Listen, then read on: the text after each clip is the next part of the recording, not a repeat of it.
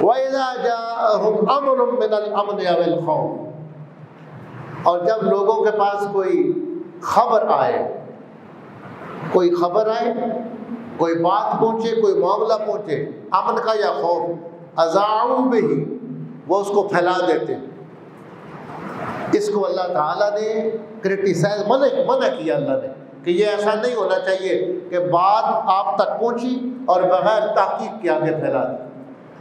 حضور صلی اللہ علیہ وسلم فرماتے ہیں، صحیح بخاری کی حدیث ہے، کفا بالمرء کذبا ان یحدث بکل ما سمع،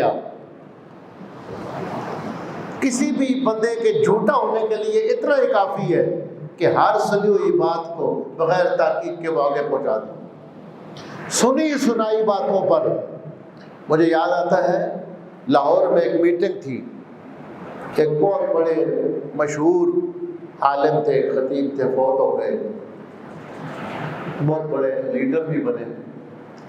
انہوں نے ایک کتاب کے بارے میں کہا کہ یہ کتاب ٹھیک نہیں ہے، تو حضرت مفتی محمد خان قادری رحمۃ اللہ علیہ نے فرمایا کہ آپ نے پڑھی یہ کتاب؟ وہ ان کے استاد بھی تھے، تو کہنے لگے کہ میں نے ابھی تک پڑھی نہیں ہے، میں نے تو سنا ہے کہ اس کتاب میں غلط باتیں ہیں۔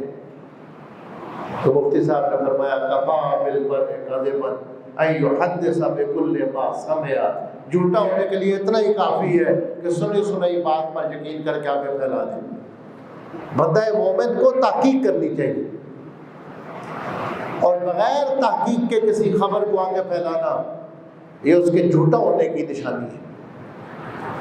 فرمایا وَلَوْ رُدُّوهُ إِلَى الرَّسُولِ، اگر وہ اس خبر کو رسول کی طرف لوٹاتے، رسول کے پاس لے جاتے، وَإِلَىٰ أُولِي الْأَمْرِ مِنْهُمْ، اور ان میں جو اولی الامر ہیں ان کے پاس لے جاتے یا رسول کے پاس لے جاتے۔ اگر رسول سامنے آنکھوں کے نہیں ہے، پھر اولی الامر کے پاس اپنے معاملے کو لے کر جائیں۔ جو معاملہ ہے، جو کسی چیز میں اختلاف ہے، کتاب اللہ میں بھی اس کا مسئلہ حل نہیں ہوتا، سنت میں بھی نہیں ملتا، اولی الامر کے پاس جاؤ۔